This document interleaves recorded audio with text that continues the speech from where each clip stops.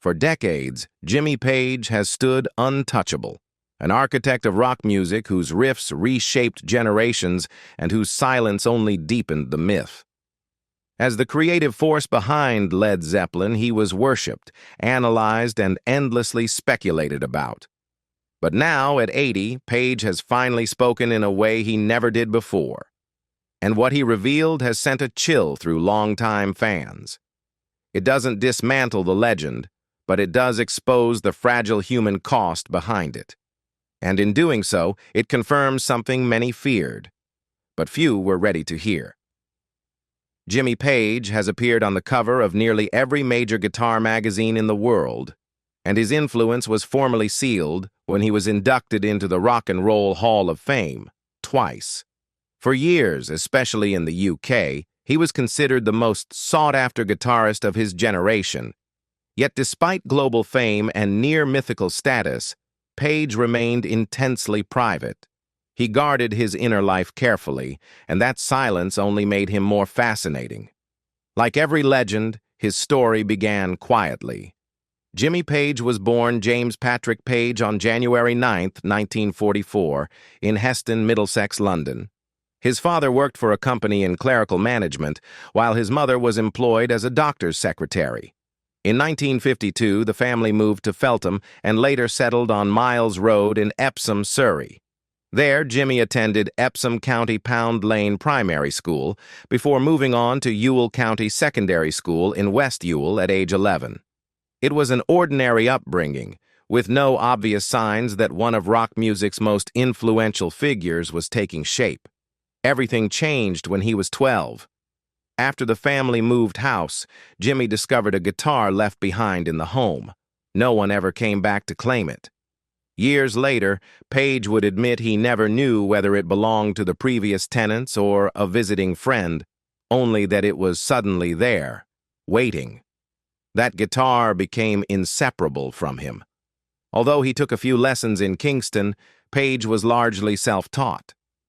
There weren't many guitarists around, he later explained. One older student at school showed him a few basic chords, but after that he learned by listening obsessively to records. What began as curiosity quickly turned into something deeply personal. That older student was Rod Wyatt, who, along with another friend, Pete Calvert, would practice with Jimmy at his home. Page spent countless hours playing, so devoted that he even brought his guitar to school.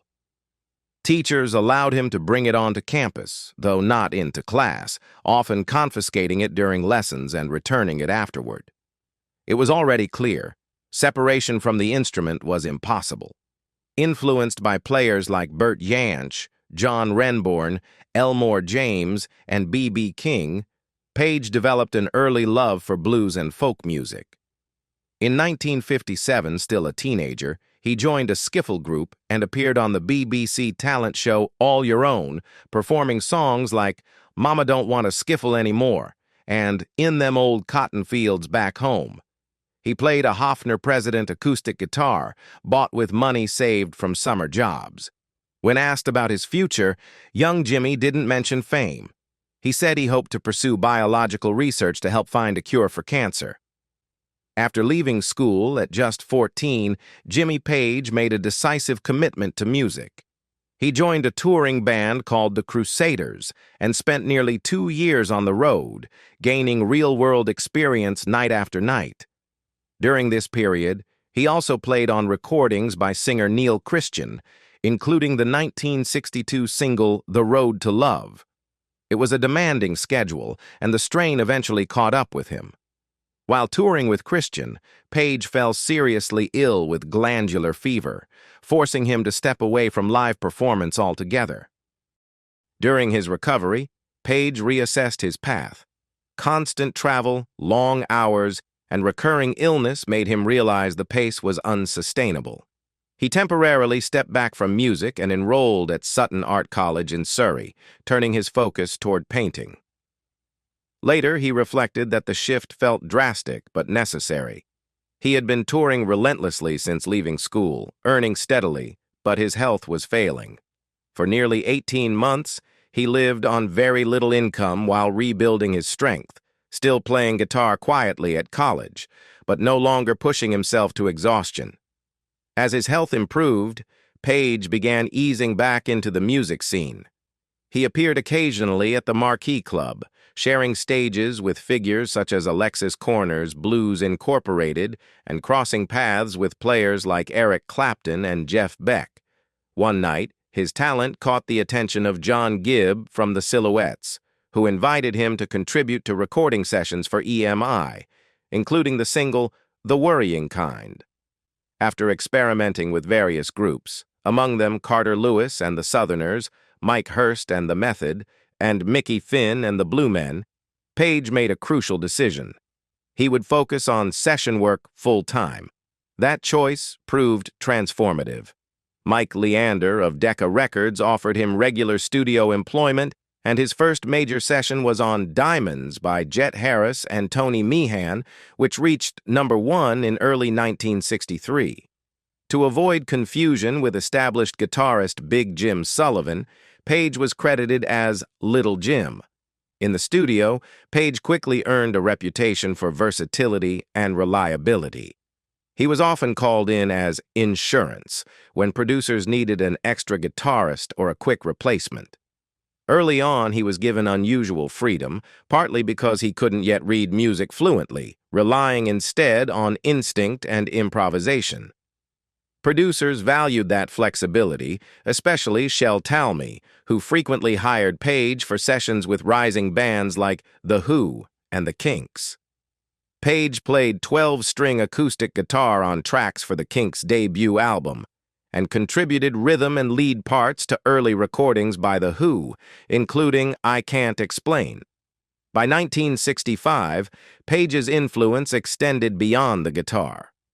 Andrew Loog Oldham hired him as producer and A&R for the newly launched Immediate Records, giving him creative control over recordings by artists such as John Mayall, Nico, Chris Farlowe, and Eric Clapton. He also produced Dana Gillespie's Thank You Boy and briefly collaborated with American singer Jackie DeShannon as a songwriter. Throughout the decade, Page worked alongside Big Jim Sullivan on major albums by Donovan, Engelbert Humperdinck, and others, while also recording with artists like Johnny Hallyday, Joe Cocker, and Al Stewart. The workload was relentless. Page later admitted that recalling every contribution was difficult. He was often juggling 3 sessions a day, moving between pop, blues, film scores, and folk recordings. By the mid-1960s, Jimmy Page began to feel that his time as a session musician had run its course. As American soul labels like Stax pushed popular music toward brass-heavy and orchestral arrangements, guitars were becoming less central in the studio. Page later said session work had been like a very good school, sometimes brutal, often unpredictable, but invaluable. He might walk into several sessions a day with no idea what he would be asked to play, learning discipline and precision under pressure. But when he started receiving offers to record background music, he knew it was time to stop. Ironically, just a week after stepping away from session work, Page's next chapter began. He had been invited to join the Yardbirds as early as 1964, after Eric Clapton's departure, but declined out of loyalty to his friend. When Clapton officially left in 1965, Page again passed on the role, recommending Jeff Beck instead. In 1966, Page and Beck collaborated on Beck's Bolero, a track that briefly sparked dreams of a supergroup with John Entwistle and Keith Moon. It never fully materialized, but Moon jokingly remarked the project would go down like a lead balloon, a phrase that soon evolved into Led Zeppelin. Later that year, Page attended a Yardbirds concert and offered to replace bassist Paul Samwell Smith. He was accepted, initially playing bass before switching to twin lead guitar alongside Beck. Though the band struggled commercially, their live performances grew louder, darker, and more experimental. After Beck's exit, Page took full control of the guitar role, and those extended improvisations became the blueprint for something new. When vocalist Keith Relf and drummer Jim McCarty left in 1968, Before existing tour commitments were finished, Page assembled a new lineup: Robert Plant, John Bonham, and John Paul Jones. They briefly toured as the New Yardbirds, then adopted the name Led Zeppelin at manager Peter Grant's suggestion.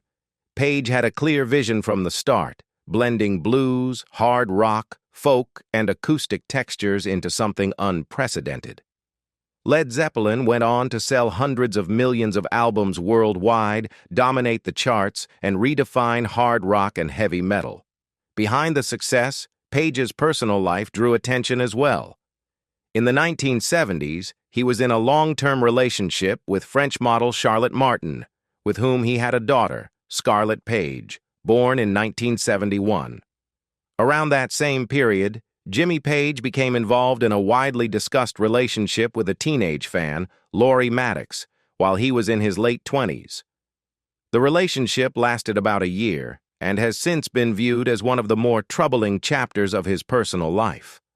Maddox later described their first encounter as deeply uncomfortable, saying it felt as though she had been taken into the situation without real choice. The episode has remained a controversial part of Page's legacy. Professionally, Led Zeppelin continued until tragedy struck in 1980. On September 25th of that year, drummer John Bonham died at Page's home in Windsor after a day of heavy drinking. The coroner concluded Bonham had consumed the equivalent of around 40 shots of vodka and died after losing consciousness. The loss devastated Page. For a time, he could barely bring himself to touch a guitar, and the band agreed that Zeppelin could not continue without Bonham. Page eventually returned to music, but cautiously and without the weight of a permanent band. In the mid-1980s, he explored short-term collaborations, solo work, and film soundtracks, while also becoming more involved in charity. Turning 40 in 1984, an age he once doubted he would reach, marked a reflective period. That year, he worked with Roy Harper on Whatever Happened to Jugula, reunited creatively with Robert Plant in the Honey Drippers, and collaborated with John Paul Jones on the soundtrack Scream for Help. Soon after, Page formed The Firm with Paul Rodgers, releasing 2 albums between 1985 and 1986 before the project ended. During that tour, he met Patricia Ecker, whom he married in 1986. They had a son, James Patrick Page, before separating in 1995. He later married Jimena Gomez Paracha, whom he met during the No Quarter tour. Despite public scrutiny over their age difference, the marriage lasted 13 years and produced 2 children before ending. Through it all, Page remained musically active, reuniting with Zeppelin members for select performances, releasing his solo album Outrider, collaborating with artists like David Coverdale, and finally reconnecting with Plant in the mid-1990s. In the years that followed, Jimmy Page shifted his focus toward preserving his legacy and choosing his appearances carefully. He devoted time to restoring and curating Led Zeppelin's music catalog, ensuring the band's work was presented with the care it deserved. At the same time, he remained active in charity, supporting causes such as the Action for Brazil's Children Trust, founded by his wife in 1998. That same year, Page stepped briefly into the pop spotlight when he played guitar on Puff Daddy's Come With Me, a track built around Led Zeppelin's Kashmir for the Godzilla soundtrack. The unlikely collaboration even landed him on Saturday Night Live. In 1999, after a charity performance with the Black Crowes, Page joined the band for a short run of shows. Their final concerts in Los Angeles were recorded and released as Live at the Greek in 2000. Page continued to make selective appearances in the early 2000s, including a performance at the MTV Europe Video Music Awards in 2001. He later reunited with Robert Plant for special projects, while honors began to accumulate. He was appointed Officer of the Order of the British Empire, OBE, for his charitable work in Brazil, named an honorary citizen of Rio de Janeiro, and received a Grammy Lifetime Achievement Award with Led Zeppelin in 2006. That same year, the band was inducted into the UK Music Hall of Fame. In late 2007, Page made headlines again when Led Zeppelin reunited for a one-night charity concert at London's O2 Arena, joined by Jason Bonham on drums. The show shattered records, drawing an estimated 20 million ticket requests worldwide. The following year, Page appeared with the Foo Fighters at Wembley Stadium, received an honorary doctorate from the University of Surrey, and performed at the closing ceremony of the 2008 Olympic Games alongside Leona Lewis. Even into the next decade, Page remained present. He performed with Donovan, reunited again with the Black Crowes, and joined Roy Harper on stage for a milestone birthday concert. By 2011, his cultural impact was so widely recognized that public figures even called for him to be knighted. In December 2012, Jimmy Page, alongside Robert Plant and John Paul Jones, was honored at the Kennedy Center by President Barack Obama, one of the highest cultural recognitions in the United States. A year later, Led Zeppelin won a Grammy for Celebration Day, and in 2014, Page received an honorary doctorate from Berklee College of Music. Yet even as accolades continued, tensions lingered behind the scenes. Public comment suggested creative disagreements with Plant over a potential Zeppelin reunion, with Page eager to move forward and Plant favoring quieter acoustic collaboration instead. That same year, Page announced plans to return to the road with a new band, performing music spanning his entire career, his first solo touring idea since the late 1980s. Around this time, his personal life also found a new sense of calm. In 2014, he began a relationship with poet Scarlett Sabé, whom he met after attending one of her readings in London. Despite their large age gap, the relationship endured. Sabet later described Page not as a rock and roll myth, but as a funny, private, deeply grounded partner. "My best friend," she said, far removed from the caricature often painted by the media. Still, Page's legacy has not been without controversy.